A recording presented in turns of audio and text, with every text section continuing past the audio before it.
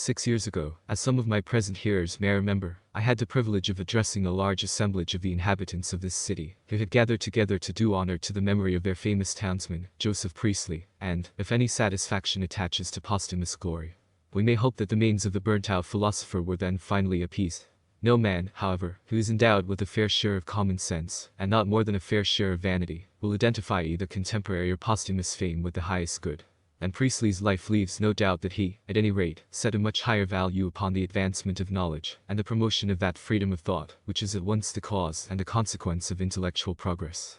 Hence I am disposed to think that, if Priestley could be amongst us today, the occasion of our meeting would afford him even greater pleasure than the proceedings which celebrated the centenary of his chief discovery. The kindly heart would moved, the high sense of social duty would be satisfied, by the spectacle of well-earned wealth, neither squandered in tawdry luxury and vainglorious show, nor scattered with the careless charity which blesses neither him that gives nor him that takes, but expended in the execution of a well-considered plan for the aid of present and future generations of those who are willing to help themselves. We shall all be of one mind thus far. But it is needful to share Priestley's keen interest in physical science, and to have learned, as he had learned, the value of scientific training in fields of inquiry, apparently far remote from physical science, in order to appreciate, as he would have appreciated, the value of the noble gift which Sir Josiah Mason has bestowed upon the inhabitants of the Midland District.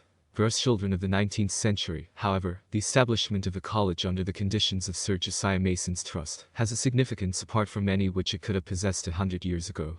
It appears to be an indication that we are reaching the crisis of the battle, or rather of the long series of battles, which have been fought over education in a campaign which began long before Priestley's time, and will probably not be finished just yet.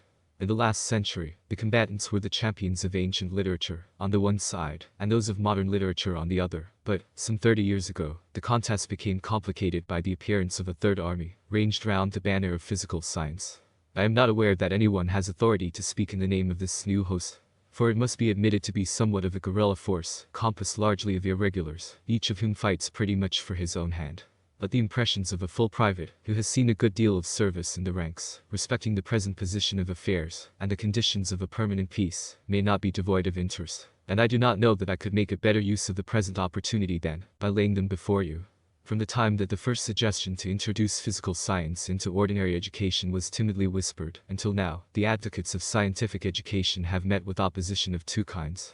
On the one hand, they have been pooh-poohed by the men of business who pride themselves on being the representatives of practicality, while, on the other hand, they have been excommunicated by the classical scholars, in their capacity of Levites in charge of the ark of culture and monopolists of liberal education. The practical men believe that the idol whom they worship, rule of thumb, has been the source of the past prosperity, and will suffice for the future welfare of the arts and manufactures. They were of opinion that science is speculative rubbish, that theory and practice have nothing to do with one another, and that the scientific habit of mind is an impediment, rather than an aid, in the conduct of ordinary affairs. I have used the past tense in speaking of the practical men for, although they were very formidable 30 years ago, I am not sure that the pure species has not been extirpated. In fact, so far as mere argument goes, they have been subjected to such a food enfer, that it is a miracle if any have escaped. But I have remarked that your typical practical man has an unexpected resemblance to one of Milton's angels. His spiritual wounds, such as are inflicted by logical weapons, may be as deep as a well and as white as a church door, but beyond shedding a few drops of ichor, celestial or otherwise, he is no whit the worse. So, if any of these opponents be left, I will not waste time in vain repetition of the demonstrative evidence of the practical value of science, but knowing that a parable will sometimes penetrate where syllogisms fail to effect an entrance, I will offer a story for their consideration. Once upon a time, a boy, with nothing to depend upon but his own vigorous nature, was thrown into the thick of the struggle for existence in the midst of a great manufacturing population. He seems to have had a hard fight, inasmuch as, by the time he was 30 years of age, his total disposable funds amounted to £20. Nevertheless, middle life found him giving proof of his comprehension of the practical problems he had been roughly called upon to solve, by a career of remarkable prosperity. Finally, having reached old age with its well-earned surroundings of honor, troops of friends, the hero of my story, betted himself of those who were making a like start in life, and how he could stretch out a helping hand to them. After long and anxious reflection, this successful practical man of business could devise nothing better than to provide them with the means of obtaining sound, extensive, and practical scientific knowledge. And he devoted a large part of his wealth and 5 years of incessant work to this end. I need not point the moral of a tale which, as the solid and spacious fabric of the scientific college assures us, is no fable, nor can anything which I could say intensify the force of this practical answer to practical objections. We may take it for granted then, that, in the opinion of those best qualified to judge, the diffusion of thorough scientific education is an absolutely essential condition of industrial progress, and that the college which has been opened today will confer an inestimable boon upon those whose livelihood is to be gained by the practice of the arts and manufactures of the district. The only question worth discussion is, whether the conditions, under which the work of the college is to be carried out, are such as to give it the best possible chance of achieving permanent success. Sir Josiah Mason, without doubt most wisely, has left very large freedom of action to the trustees, to whom he proposes ultimately to commit the administration of the college, so that they may be able to adjust its arrangements in accordance with the changing conditions of the future. But, with respect to 3 points, he has laid most explicit injunctions upon both administrators and teachers. Party politics are forbidden to enter into the minds of either. So far as the work of the college is concerned, theology is as sternly banished from its precincts, and finally, it is especially declared that the college shall make no provision for mere literary instruction and education. It does not concern me at present to dwell upon the first 2 injunctions any longer than may be needful to express my full conviction of their wisdom. But the third prohibition brings us face to face with those other opponents of scientific education, who are by no means in the moribund condition of the practical man, but alive, alert, and formidable. It is not impossible that we shall hear this express exclusion of literary instruction and education from a college which, nevertheless, professes to give a high and efficient education, sharply criticize. Certainly the time was that the Levites of culture would have sounded their trumpets against its walls, as against an educational Jericho. How often have we not been told that the study of physical science is incompetent to confer culture, that it touches none of the higher problems of life, and, what is worse, that the continual devotion to scientific studies tends to generate a narrow and bigoted belief in the applicability of scientific methods to the search after truth of all kinds? How frequently one has reason to observe that no reply to a troublesome argument tells so well as calling its author a mere scientific specialist. And, as I am afraid it is not permissible to speak of this form of opposition to scientific education in the past tense, may we not expect to be told that this, not only omission, but prohibition, of mere literary instruction and education, is a patent example of scientific narrow-mindedness? I am not acquainted with Sir Josiah Mason's reasons for the action which he has taken, but if, as I apprehend is the case, he refers to the ordinary classical course of our schools and universities, by the name of mere literary instruction and education, I venture to offer sundry reasons of my own in support of that action, for I hold very strongly by 2 convictions. The first is, that neither the discipline nor the subject matter of classical education is of such direct value to the student of physical science, as to justify the expenditure of valuable time upon either. And the second is, that for the purpose of attaining real culture, an exclusively scientific education is at least as effectual as an exclusively literary education. I need hardly point out to you that these opinions, especially the latter, are diametrically opposed to those of the great majority of educated Englishmen, influenced as they are by school and university traditions. In their belief, culture is obtainable only by a liberal education, and a liberal education is synonymous, not merely with education and instruction in literature, but in one particular form of literature, namely, that of Greek and Roman antiquity. They hold that the man who has learned Latin and Greek, however little, is educated, while he who is versed in other branches of knowledge, however deeply, is a more or less respectable specialist, not admissible into cultured caste. The stamp of the educated man, the university degree, is not for him.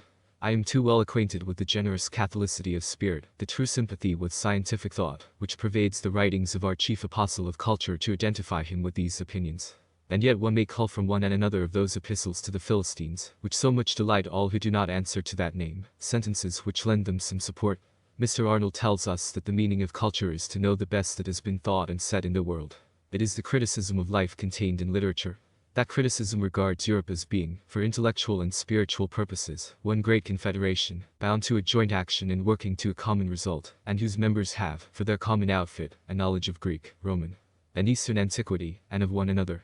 Special, local, and temporary advantages being put out of account, that modern nation will in the intellectual and spiritual sphere make most progress, which most thoroughly carries out this program. And what is that, but saying that we too, all of us, as individuals, the more thoroughly we carry it out, shall make the more progress? We have here to deal with 2 distinct propositions.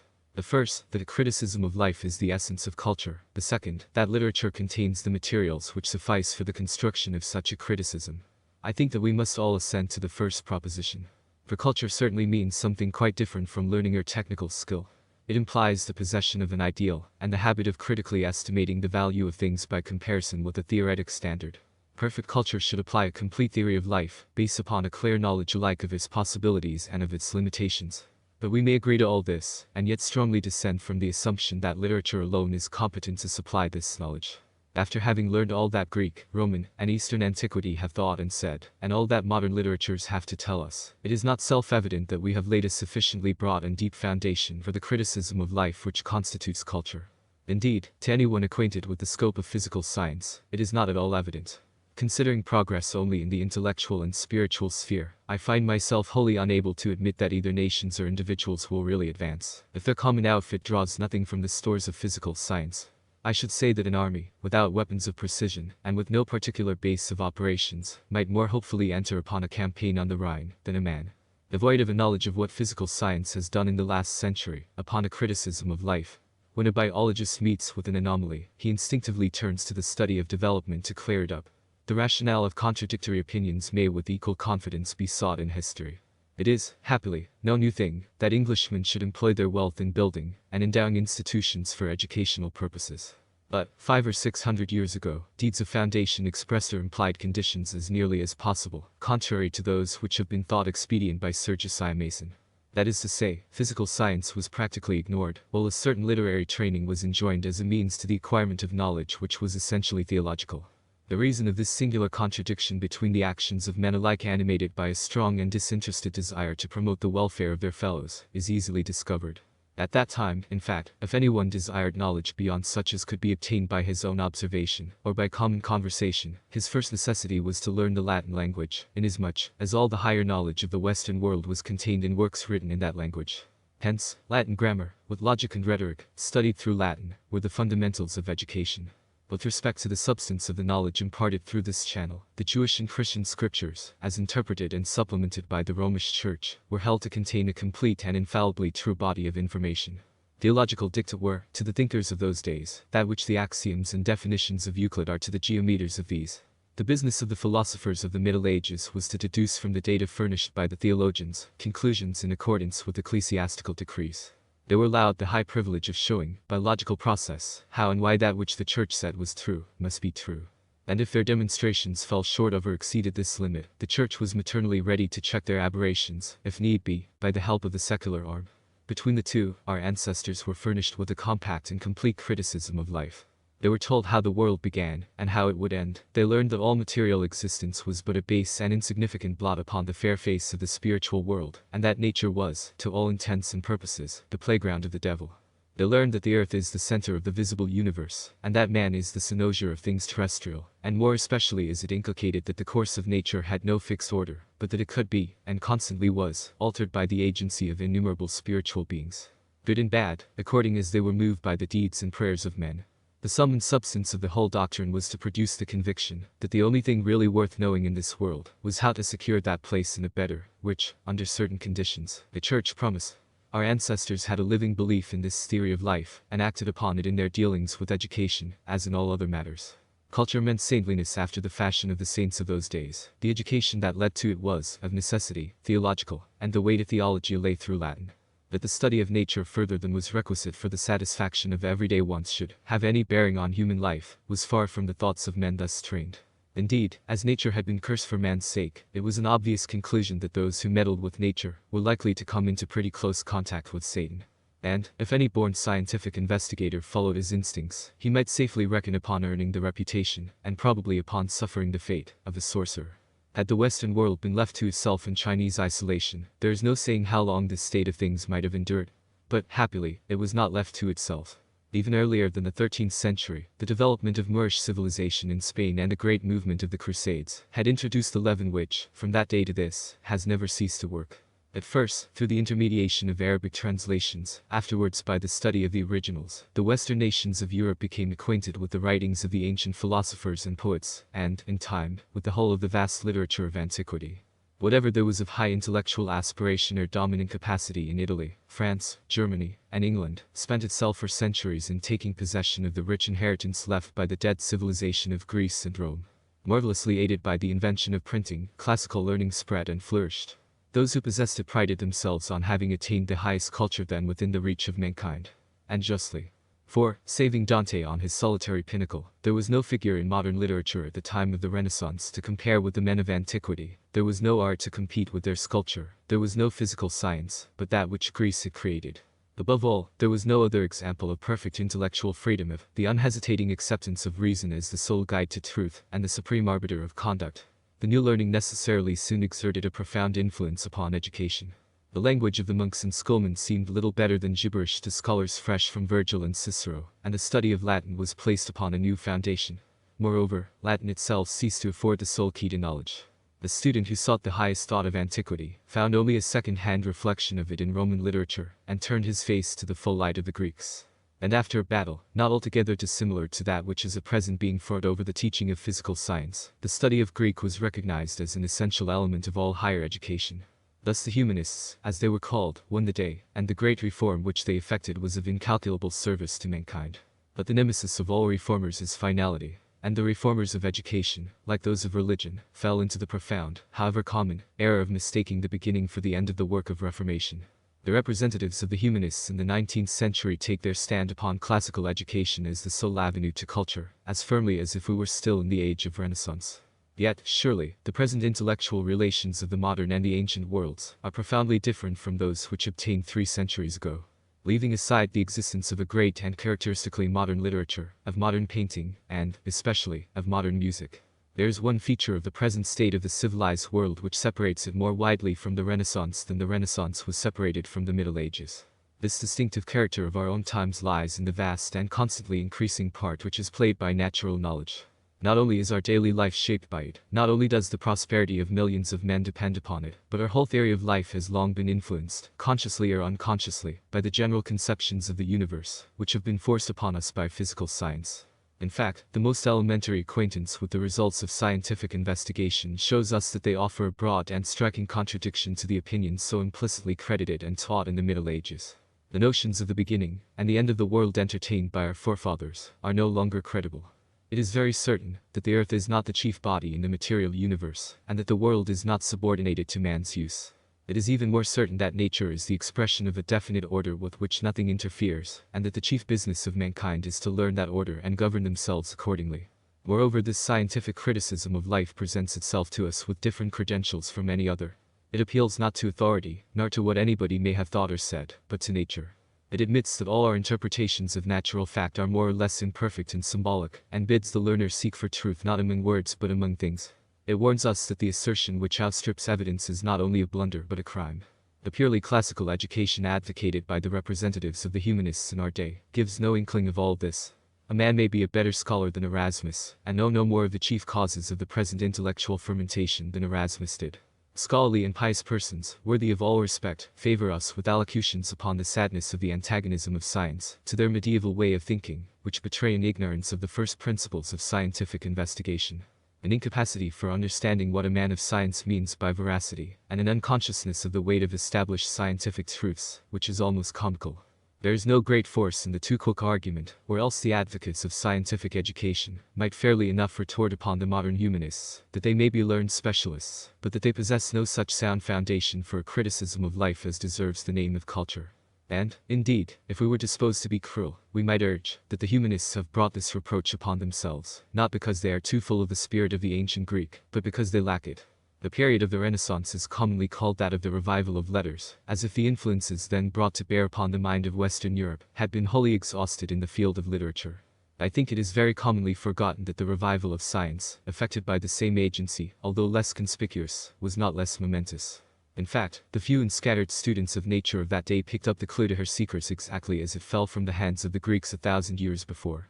The foundations of mathematics were so well laid by them that our children learn their geometry from a book written for the schools of Alexandria 2,000 years ago. Modern astronomy is the natural continuation and development of the work of Hipparchus and of Ptolemy, modern physics of that of Democritus and of Archimedes. It was long before modern biological science outgrew the knowledge bequeathed to us by Aristotle, by Theophrastus, and by Galen. We cannot know all the best thoughts and sayings of the Greeks unless we know what they thought about natural phenomena. We cannot fully apprehend their criticism of life unless we understand the extent to which that criticism was affected by scientific conceptions. We falsely pretend to be the inheritors of their culture unless we are penetrated, as the best minds among them were, with an unhesitating faith that the free employment of reason, in accordance with scientific method, is the sole method of reaching truth.